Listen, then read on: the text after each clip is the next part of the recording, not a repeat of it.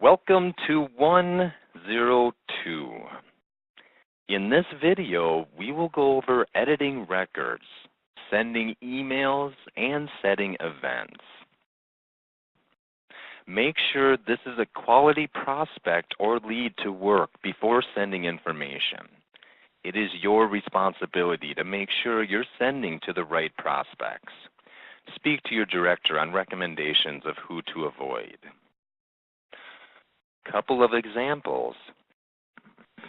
If you are speaking to a lead that is an electrical device manufacturer, he may want to offer a contract to us for making devices and waste the time of the consultants to pitch the company we represent, the iMachine, on his own services and not seriously consider investing. Let's say you're speaking to a John Doe, and he owns a company called John Doe Consulting. We want to know exactly what that company consults before sending information. For all we know, that could be a medical device consulting company looking for new technology. Even though our patents protect us, who wants to waste the time showing someone with intentions other than investing? Let's say the lead has a debilitating eye condition. This can be good and bad. I bring this up because most that have it, especially age-related macular degeneration, are going to want to know about the technology we have, whether they have the ability to invest or not. Make sure they meet the criteria. If they are not accredited, your hands are tied. We will not send any information. Lawyers and attorneys. We run all of our projects through the hardest of scrutiny and have been vetted by third parties. We choose to only work with the best, but even when you're doing everything right, saying the wrong thing to the wrong guy can make life tough in this industry. You will run across investors who are no longer accredited or liquid and not able to make an investment of this type, but will be less than truthful and still request information, possibly due to boredom, maybe to boost personal egos. I'm sure each case is specific, but these are big time wasters and they do incur expenses to the company. If you're asking the right questions, you will be able to rule most of these out. Mostly happens with residential or home numbers, but we do see a mix. Especially in this industry, the most valuable thing a person has is time. Be sure to spend it wisely.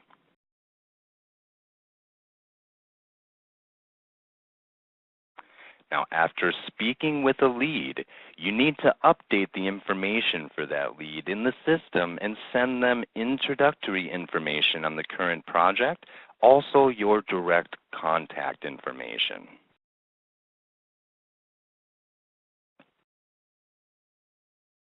Owner.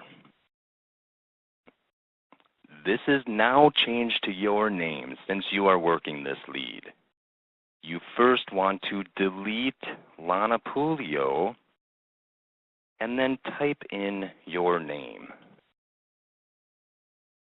You will notice a drop-down box.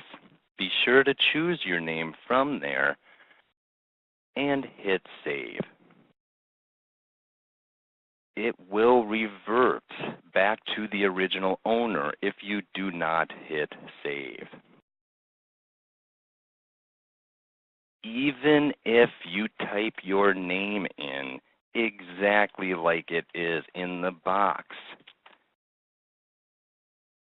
and hit save, it will not make the change unless you choose your name from the drop-down box. Contact date. This is the current time that you have contacted the lead. In this case, it's 2 o'clock on January 1st. Lead status. This is now changed to sent TEM email. And then again, we'll hit save.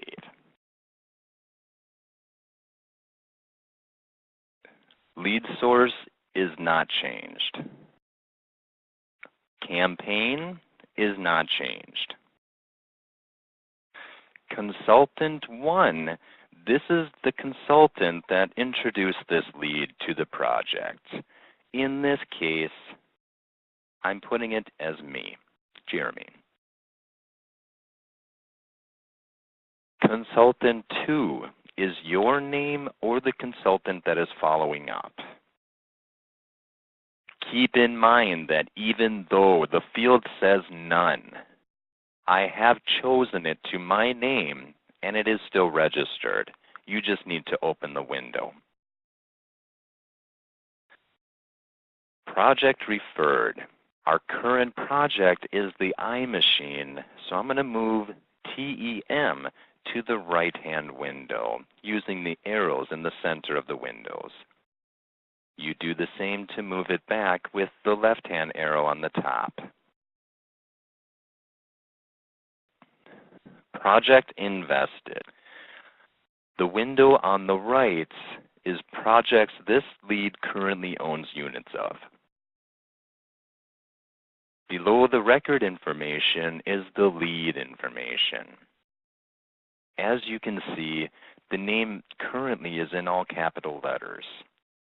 We need to fix it to the proper punctuation. Get in the habit of changing it on the last name as well. But the first name is the only name that's populated into the fields.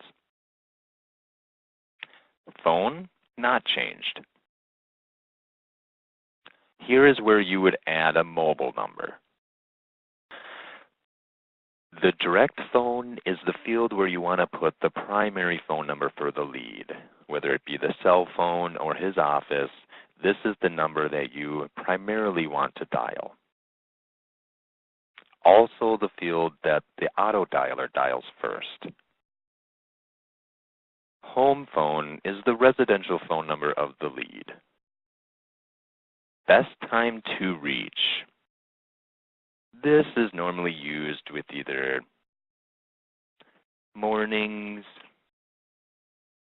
afternoons, or evenings.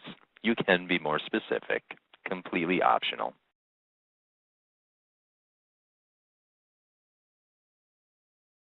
Email. This is where you would put the lead's email address. Be sure to only put one email in this field or it won't send to any. Email. This is where the lead's email address goes.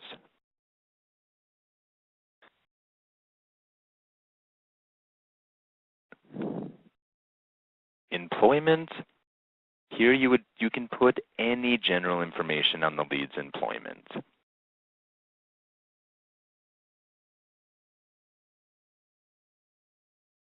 Type of business. In this case, as you can see, the lead owns a consulting company. I would want to put information on what that company consults here.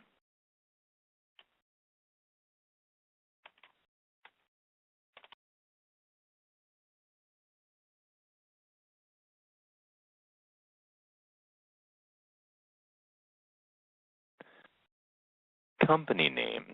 Again, a field for the name of the company the lead owns or works for.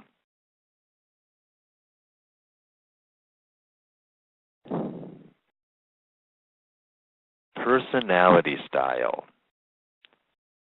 Knowing the personality of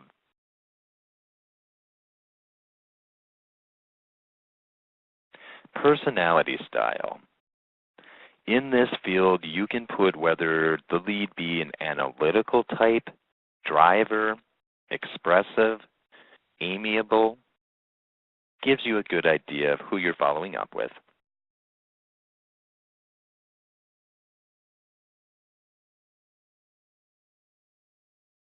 Current project shown. This is the current project this lead is being shown. In this case, it is the iMachine.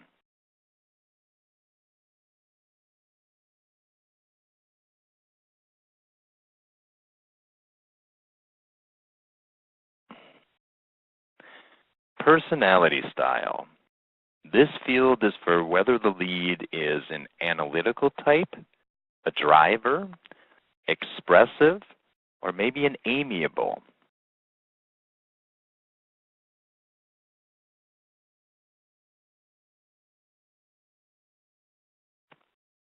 This field very simply is for the lead's age.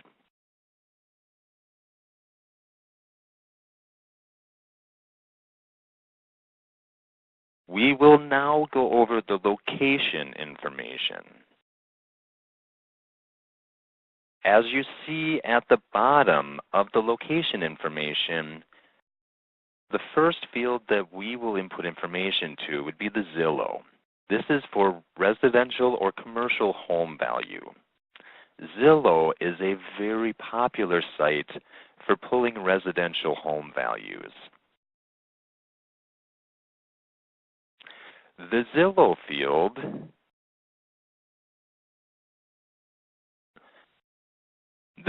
field is for residential home value. Zillow is a very popular site for pulling residential home values. It's recommended you get familiar.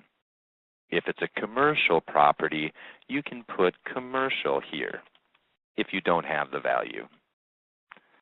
This is a good gauger to know who you have on the other end of the phone, whether he's living in a $500,000 house or a $2 million house. You know what type of positions to ask for.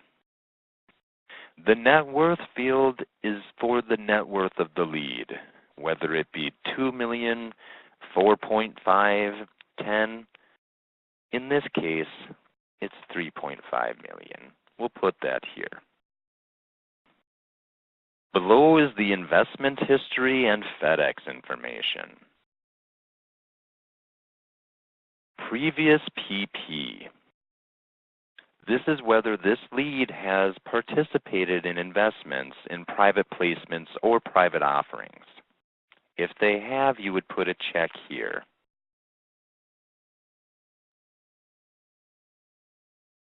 Along with what kind, whether it be oil and gas, movie, technology, be specific. Most common is oil and gas. Liquid amount is the amount that this lead is currently liquid.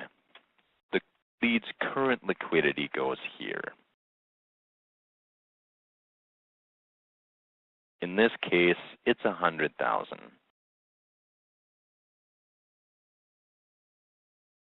Package sent. This is checked off only when the actual physical package is sent off.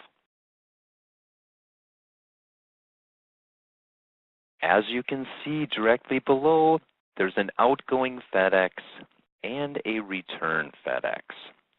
In the case that we send this lead a physical package, the outgoing FedEx number is the tracking number of the package, and the return FedEx is the return tracking number for the self-addressed envelope that we send along with the package for that lead to send their documents back.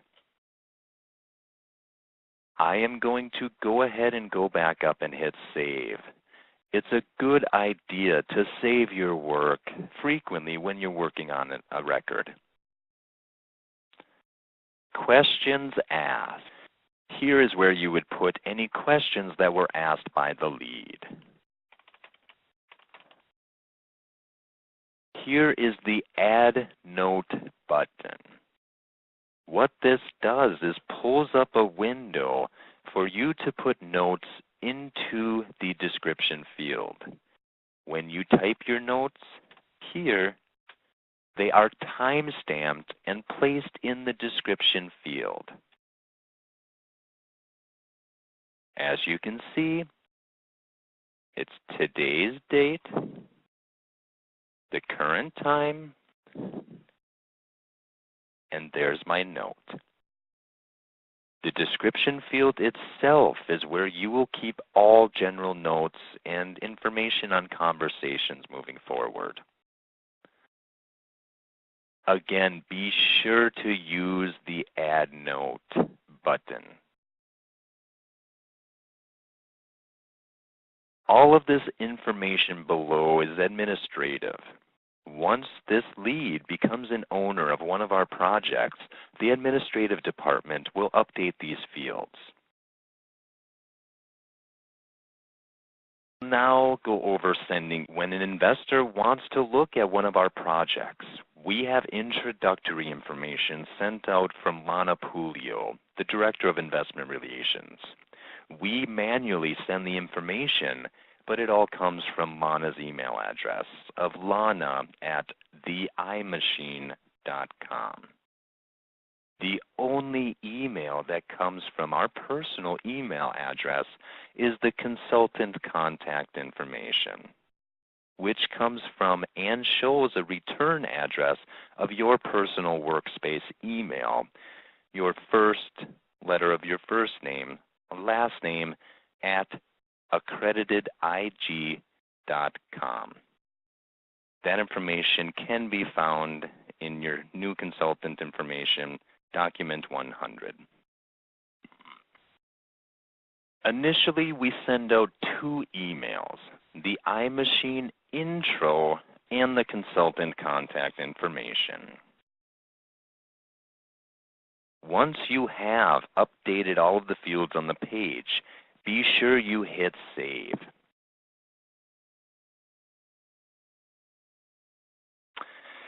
First, we will send the intro. I make sure all information is correct, especially the first name, because this is automatically going to be populated into the information we're going to send. So I see that the first name is correct.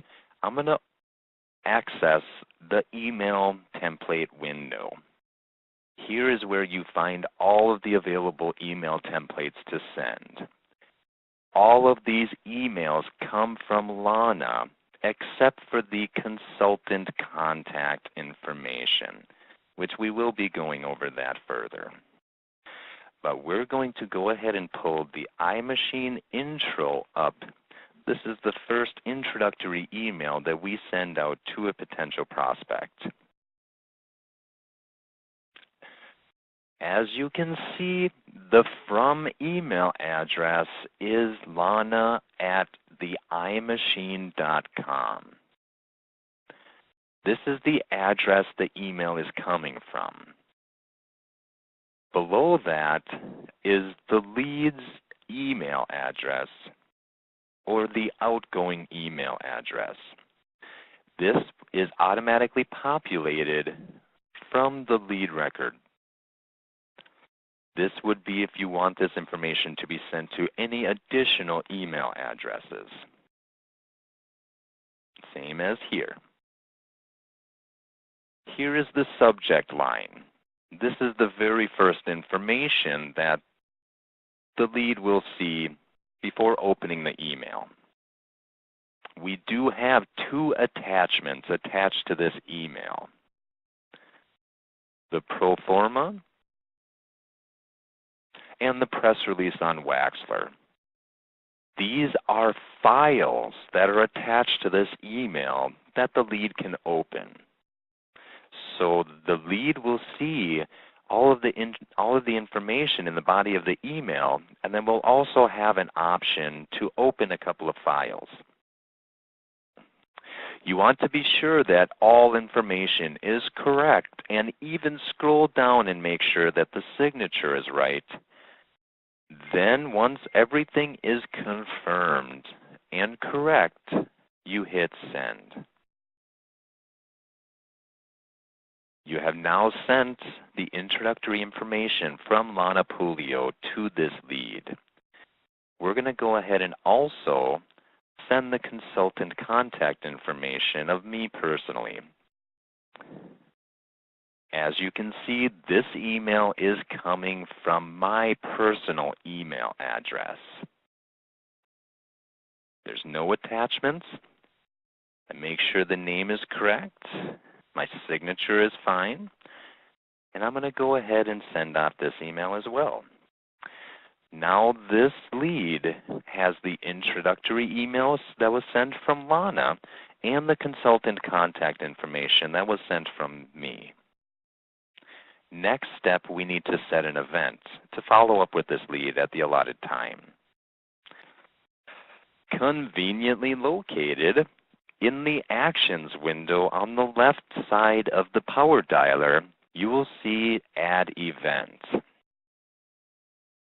And that will pull up the Add Event window. In the subject field at the top left of the page goes the lead's name and a brief description of events. Feel free to use what reminds you. Here you have an option to color code your events. This is a great tool for record management. There will be further training on that in the future. We'll put this one as blue. Location is where you add the phone number along with the lead's time zone.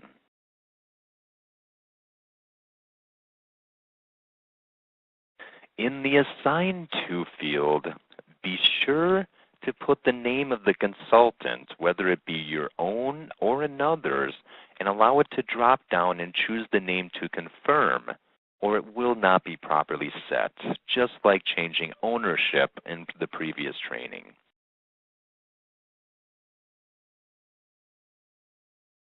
As you can see, I'm following up. I will put this in my name and confirm. This is the record information that this event is being set to. The date is where you'll choose the day of the event. I'm going to set this for Monday, and we're going to put it as 2 o'clock. Choose the day and the time. I'm going with Monday at 2 o'clock.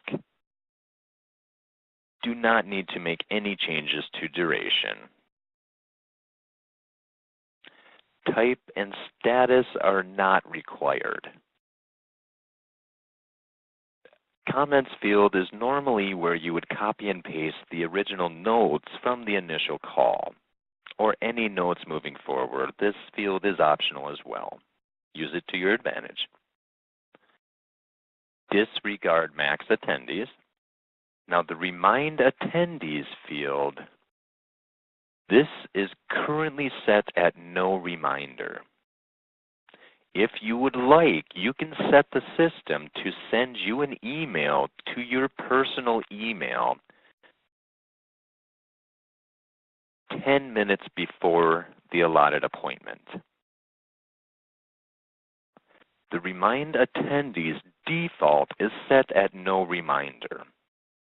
What this will do, if you would like, it can send you an email to your workspace email before the appointment to remind you. If you want to, you can go ahead and set it at email and then set the reminder however early you want to be reminded of the appointment. The default is set at 10 minutes. Until you are familiar and comfortable with the CRM and the power dialer, you need to keep your own outside calendar. Whether it be paper, electronic, we recommend using Google Calendar because that does also sync up with your workspace email. Completely optional, but it is your responsibility to hold your appointments. Okay, then you scroll all the way down to the bottom and hit Save.